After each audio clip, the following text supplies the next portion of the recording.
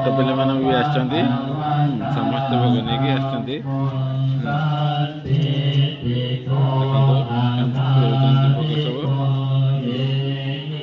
এই পছপটে আছে বুদ্ধ মন্দির দেখুন এপটা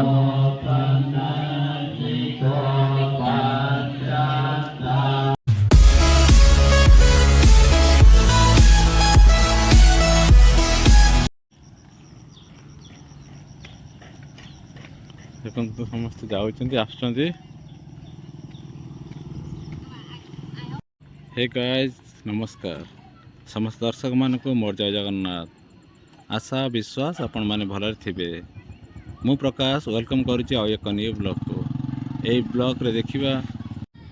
आज एठारे बुद्ध मंदिर रे ड्रम हॉल 25टा होची चलंत देखिबा।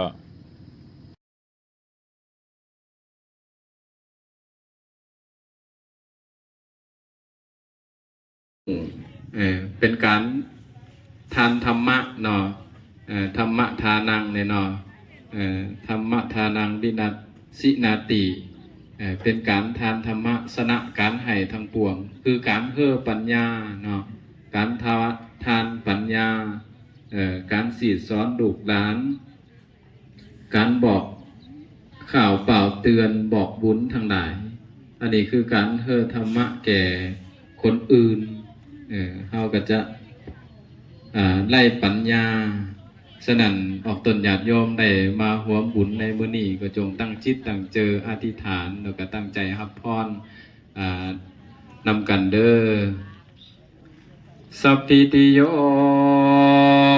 วิวัสสันตุสัพพะโรโควินาศสันตุมาเต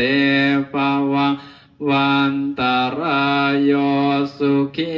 ธิคาโยโกภวะอภิวาทนาสิ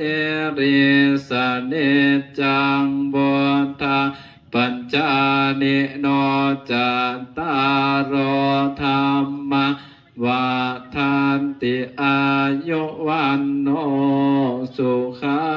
งภาลังญาตินะตั้งจิตตั้งใจเอาเด้อญาติใช้พื้นดินก็ได้เด้ออา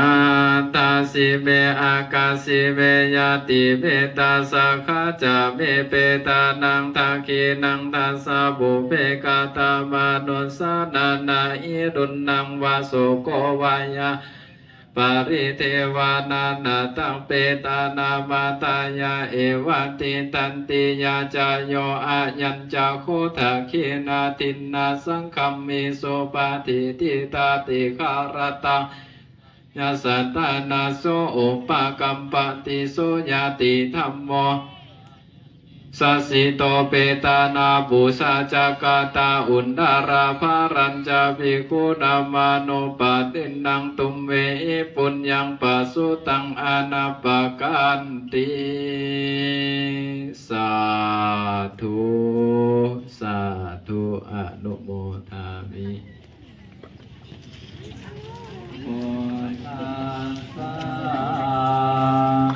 พุทธังอายุวันทานังเตสิวิตังยังวันเดพานังสารนังคัสสามิธัมมังอายุวันทานังเตสิวิตังยังวันเดพานังสารนังคัสสามิสังฆังอายุวันทานังเตสิวิตังยาวันนิพพานังสารนังคัสสามิตุติยามปิพุทธังอายุวันทานังเตสิวิตังยาวันนิพพานังสารนังคัสสามิตุติยามปิธัมมังอายุวันทานังเตสิวิตังยังวันนิพพานังสารนังคัสสา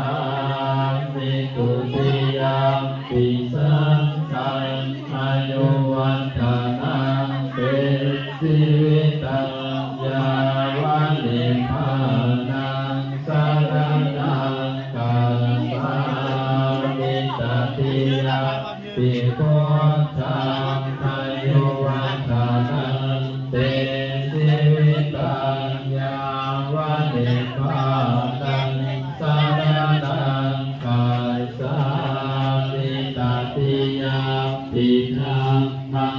อายุวันทานังเตสิวิตังยาวันเดพานังสารนังกัสสามิตติยามปิสังฆังอายุวันทานังเตสิวิตังยาวันเดพานังสารนังกัสสามิอิติปิโสภะคะวะอะระหังสัมมาสัมพุทโธวิสาจารณสัมปันโนสุขโตโรกวิโตอนุตตโรปุริสธัมมัสสะนันติ ସମସ୍ତ ଭୋଗ ଆଣିଛନ୍ତି କିନ୍ତୁ ଗୁରୁକୁଳเทวมนุสานังพุทโธภะคะวะติสวากขาโต ଛୋଟ ପିଲାମାନେ ବି ଆସିଛନ୍ତି ସମସ୍ତେ ଭୋଗ ନେଇକି ଆସିଛନ୍ତି ଦେଖନ୍ତୁ ଦଉଛନ୍ତି ଭୋଗ ସବୁ ଏଇ ମୋ ପଛପଟେ ଅଛି ବୁଦ୍ଧ ମନ୍ଦିର ଦେଖନ୍ତୁ ଏପଟେ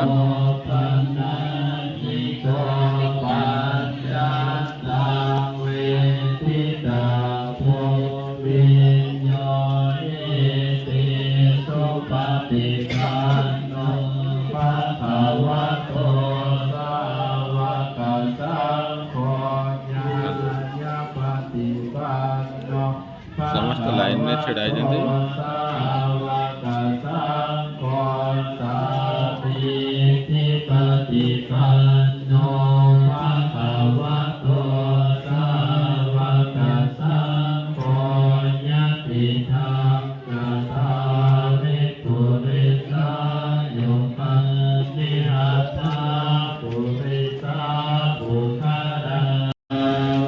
ଏଠି ସମସ୍ତେ ବ୍ରେଡ୍ ଦଉଛନ୍ତି କେମିତି ଦେଖନ୍ତୁ ଖପଚାଏ ବ୍ରେଡ୍ ମିଲ୍କମେଡ୍ ଏଠି ମାଗଣାରେ ସମସ୍ତେ ଦଉଛନ୍ତି ବ୍ରେଡ୍ ଯାଅ ଯାଅ ଖପଚାଏ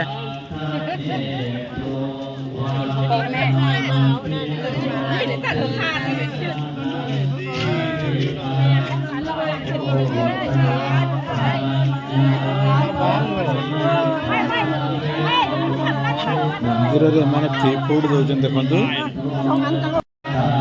ଏପଟେ ଦେଖନ୍ତୁ ମାଗଣାରେ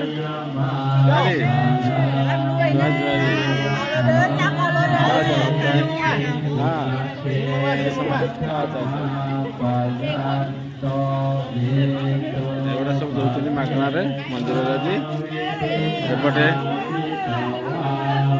ଏପଟେ ବି ନାମ୍ବାନ ହୁଅନ୍ତି ଏଠି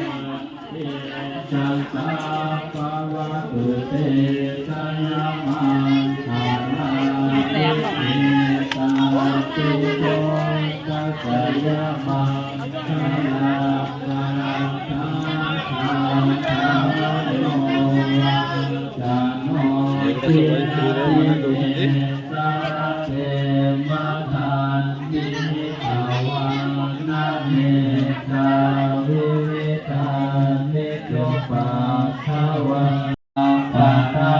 आशा करुच्ची आपको आज ब्लॉग भल लगी जदि आज ब्लॉग भल लगी तेज लाइक शेयर सब्सक्राइब करने जमार भूलता नहीं रही देखा एक ब्लॉग बाय बाय।